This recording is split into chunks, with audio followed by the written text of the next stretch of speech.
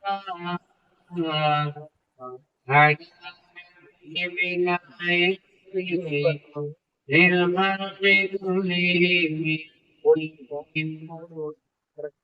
أكرم الخلق مالي من أقول به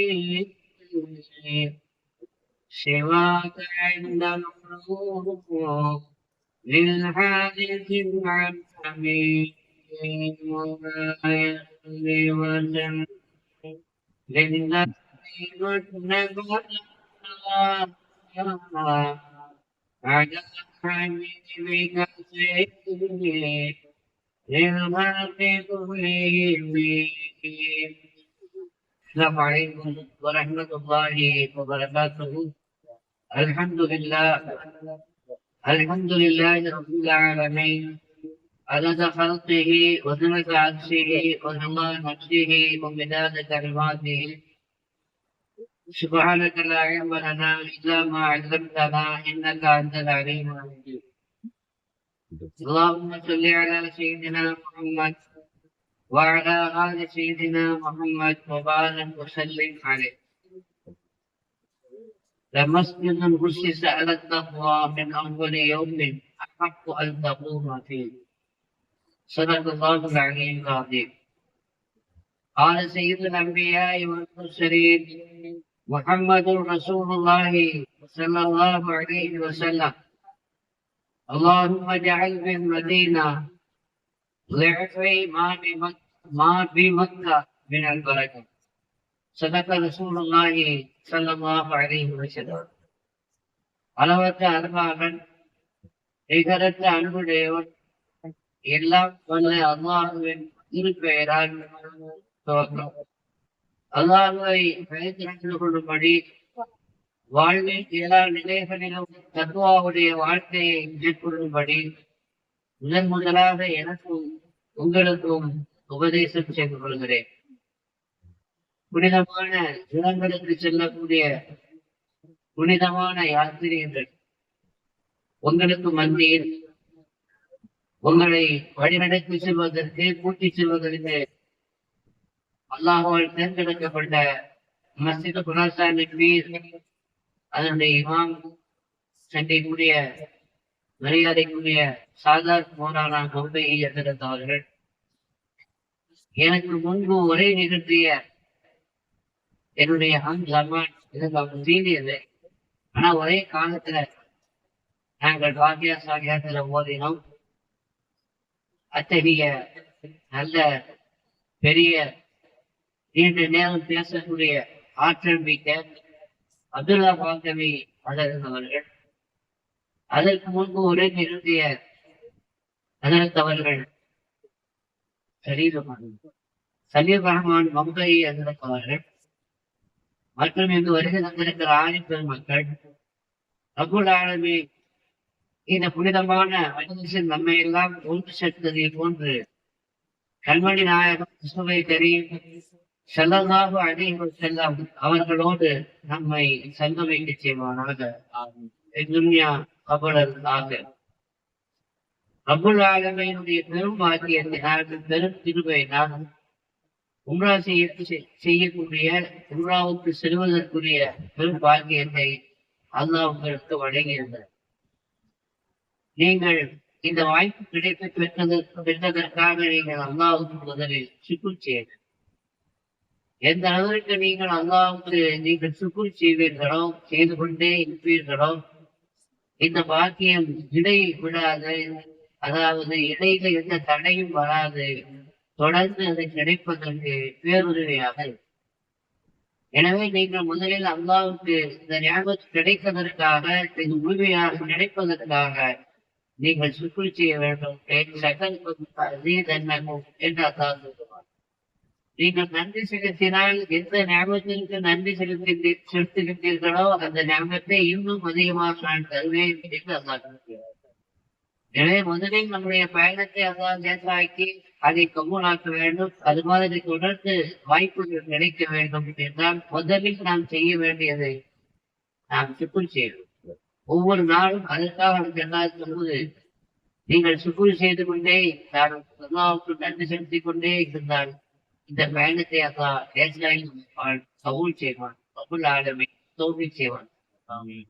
எனக்கு முன்பு ஒரு நிகழ்ச்சியை சந்திக்கூடிய ஆலிம் பெருமக்கள் பல்வேறு செய்திகளை உங்களுக்கு குறிப்பிட்டார்.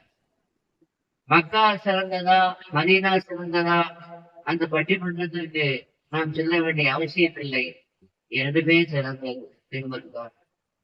ஹஜ்ரத் இமாமுல் ஆஸம் அபூ ஹனீஃபா ரஹ்மத்துல்லாஹி அலைஹி அவர்களும் ஹஜ்ரத் இமாம் ஷாஃபி ரஹ்மத்துல்லாஹி அலைஹி அவர்களும் மற்றுமுள்ள சில பேரறிஞர்களும் மக்கா மதீனா என்று வந்தால் மக்கா தான் சிறந்தது என்று சொன்னாலும் மதீனாவுடைய இமாம் என்று அறியப்பட்ட மதுஹபுடைய இமாம் ஹஜ்ரத் இமாம் மாலிக் ரஹ்மத்துல்லாஹி அலைஹி அவர்கள் மதீனாவில் சிறந்தது என்று ஆதாரத்தின் வெளிச்சத்தின் அடிப்படையில் அவர்கள் சொல்வதையும் நாம் பார்க்க முடிகிறது, கேட்க.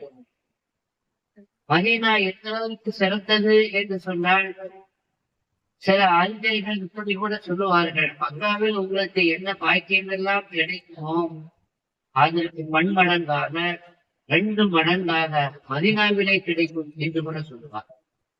அவர்கள் அப்படி சொல்வதற்கான காரணம் நபிகள் நாயகம் ஸல்லல்லாஹு அலைஹி வஸல்லம் அவர்கள் செய்த துஆ. அல்லாஹும்ம ஜஅல் பில் மதீனா, யா அல்லாஹ் இந்த மதீனாவில் நீ ஆக்க வேண்டும் லஹஃபை மா ஃபி மக்கா மினல் பரக்கா. மக்காவிலே நீ என்ன பரக்கத்தை ஆக்கினாயோ, மக்காவிலே இருந்த அருளை நீ கொடுத்தாயோ, அதே போல 2 மடங்கு அருளை பரக்கத்தை மதீனாவிலே நீ கொடுக்க வேண்டும் என்று துஆ செய்தது. அல்லாஹ்வுடைய ரசூலுடைய துஆ அது கபூல் என்பதிலே யாருக்காவது சந்தேகம் இருக்கிறதா? இருக்கிறாங்க? நிச்சயமாக இருக்காது, இருக்க முடியாது, இருக்கக்கூடாது. இன்னொன்னே சொன்னாங்க ஸல்லல்லாஹு அலைஹி வஸல்லம், மக்காவை ஹரமாக ஆக்குனது இப்ராஹிம் அலைஹிஸ்ஸலாம். இந்த இப்ராஹிம் அலைஹிஸ்ஸலாம் ஜஅல மக்கா ஹரம், ஆனால் மதீனாவை நான் ஹரமாக ஆக்கினேன். இப்ராஹிம் நபி ஆக்கியதை விட ரசூலுல்லாஹி ஸல்லல்லாஹு அலைஹி வஸல்லம் ஆக்கியது சிறந்ததா இல்லையா? மிகப்பெரிய சிறப்பை பெற்று இந்த கண்ணோட்டத்தில் நாம் வித்தியாசமாக நாம் சிந்தித்து பார்த்தால் இமாம் மாலிக் ரஹ்மத்துல்லாஹி அலைஹி சொல்வதை போல அங்கு என்ன சவாபு கிடைக்குமோ அது மாதிரி இங்க 2 மடங்கு கிடைக்கும். அங்கு என்ன பரக்கத்து இருக்குமோ அது மாதிரி 2 மடங்கு பரக்கத்து எங்கே கிடைக்கும், மதீனாவிலே கிடைக்கும் என்று இமாம் மாலிக் ரஹ்மத்துல்லாஹி அலைஹி அவர்களும் மற்றும் சொல்வதை நாம் பார்த்தோம். இப்பொழுது உம்ராவுடைய அமல்களில் மதீனாவுக்கு செல்வது இடம்பெற்றிருக்கிறதா என்றால் ஹஜ்ஜினுடைய அமல்களில் மதீனாவுக்கு செல்வது இடம்பெற்றிருக்கிறதா என்றால் இல்லை. அப்ப அதனால முதற்கமாக சிலர் என்ன கேட்கிறார்கள் என்றால், மதீனாவுக்கு செல்லாமல் ஹஜ் செய்து வந்து விட்டார், அதே மாதிரி உம்ராவுக்கு செல்கிற பொழுது மதீனாவுக்கு செல்லாமல் வெறும் உம்ராவை மட்டும் செய்துவிட்டு வந்தார், கூடுமா கூடாதா? முதற்கமான ஒரு கேள்வி கேட்பது நம் பாதத்திலே பல முறை எங்களுக்கு முதலில் நாம் விளங்கிக் கொள்ள வேண்டிய ஒரு அடிப்படையான விஷயம் என்னவென்றால், ஜியாரத்திற்கு செல்லாமல் ஜியாரத்து செய்யாமல் உம்ராவை கொண்டு வரக்கூடாதா? அதே மாதிரி ஜியாரத்திற்கு செல்லாமல் மதீனாவுக்கு செல்லாமல் ஹஜ்ஜை கொண்டு கூடாதா? அப்படின்னு கேள்வி கேட்டீங்கன்னா பதிலுக்கு நாம் சொல்ல வேண்டும் என்றால் கூட்டி என்று சொல்ல வேண்டும் இல்லையா? ஆனா ஒரு ஆள் மக்காவுக்கு போயிட்டு மதீனாவுக்கு போகலைன்னா என்னங்க ஆகும்?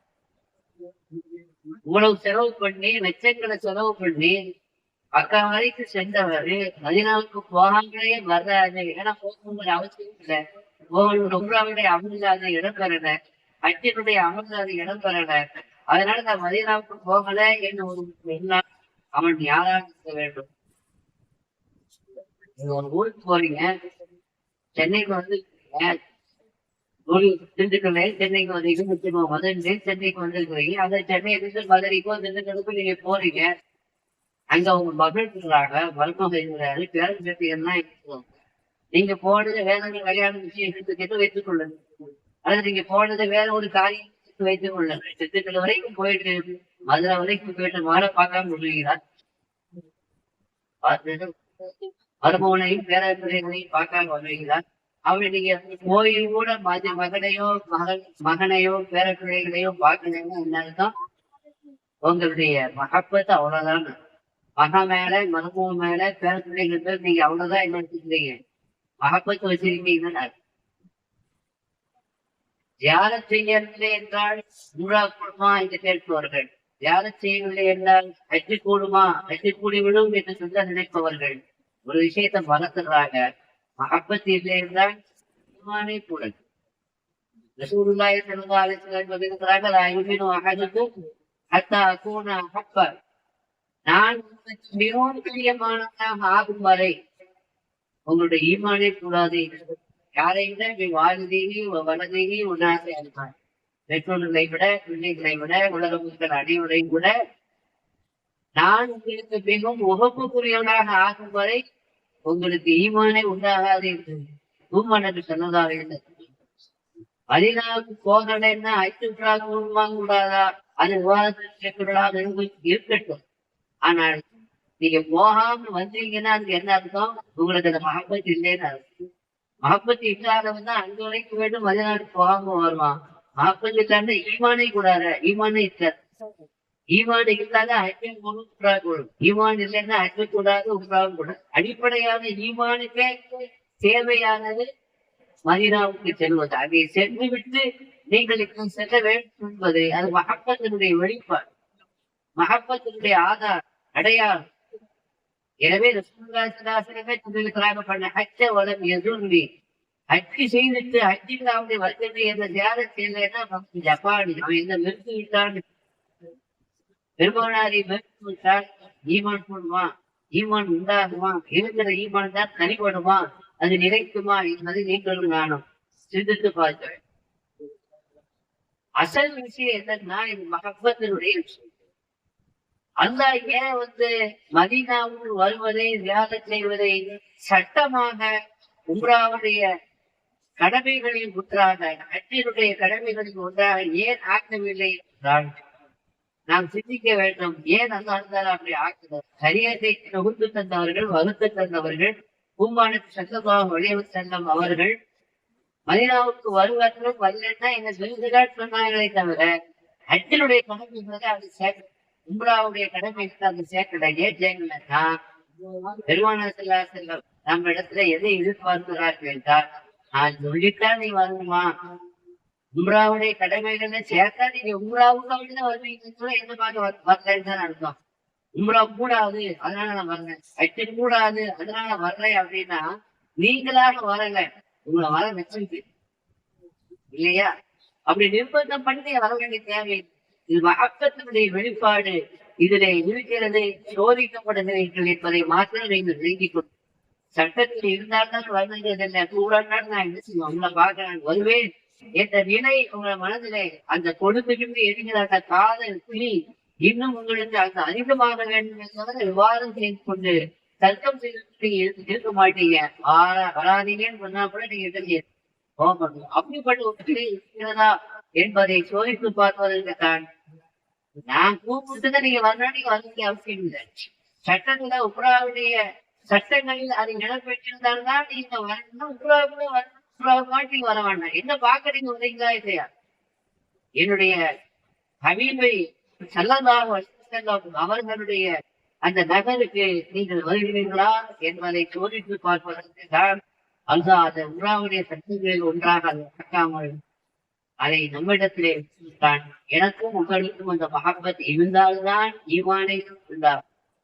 இல்லை என்றால் ஈமானே கூடாது என்று வருகிறப்படுது. ஹஜ்ஜுக்கு கூடும். ஈமான் இல்லாம தொழுதான், ஈமான் இல்லாம நோட்டு வைத்தான், ஈமான் இல்லாம ஜகாத்து கொடுத்தான், எல்லாம் அளவுக்குள்ளே கொடுத்தான் அப்படின்னா அவனுக்கு தொழுகையே கூடாதுங்கிறது இல்லை. ஈமானிகிட்ட தொழுகையே கூடாது, உம்ராவும் கூடாது, ஹஜ்ஜு கூடாது, எந்த விவாதத்தும் எந்த வணக்கமும் வழிபாடும் கூடாது என்பதை அடிப்படையாக நாம் கட்டிக் கொண்டு மதீனாவுக்கு அதனுடைய பாக்கியத்தை நீங்கள் மனப்பூர்வமாக மனதினை நம்பி பெருமானார் காதலை, அன்பை வெளிப்படுத்த வேண்டும் என்பதற்காக வேண்டி நீங்கள் செல்ல வேண்டும். அதுதான் உங்களிடமிருந்து, எங்களிடமிருந்து, முஸ்லிம் சமூகத்திடமிருந்து அல்லாஹ்வும் ரசூலும் எதிர்பார்த்து இதை நீங்கள் ஆரம்பமாக புரிந்து கொண்டு பூமானின் ஸல்லல்லாஹு அலைஹி வஸல்லம் அவர்கள் மதீனாவை எத்தனை நேசித்தார்கள்.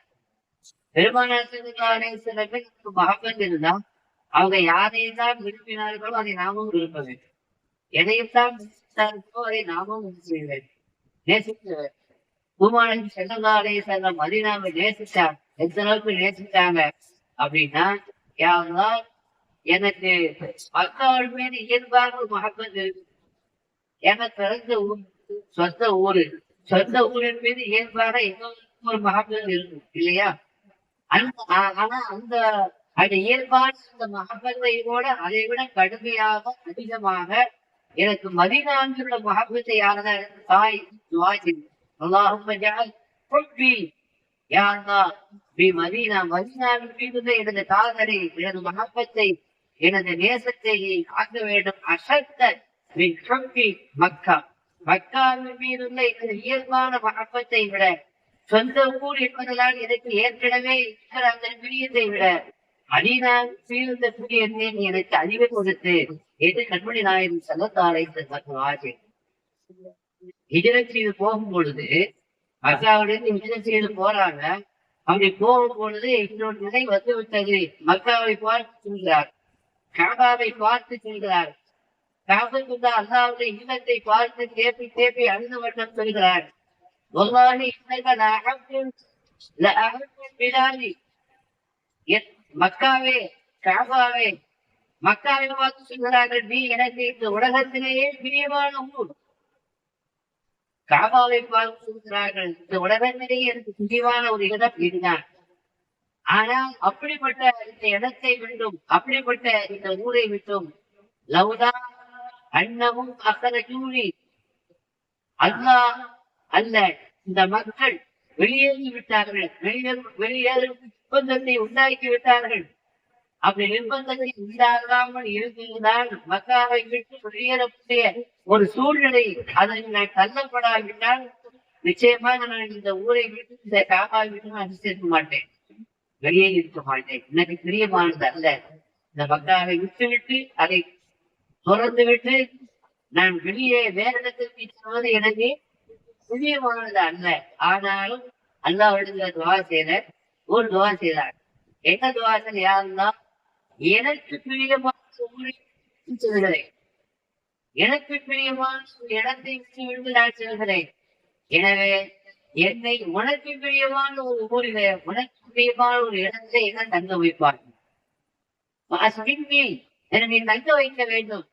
எது உனக்கு பிரியமோ, எது உனக்கு இஷ்டமோ, நீ எந்த ஊரை நேசிக்கிறாயோ, நீ எந்த இடத்தை யோசிக்கிறாயோ அந்த இடத்தில், அந்த ஊரில் என்னை நீ தங்க வை என்று துவா செய்து.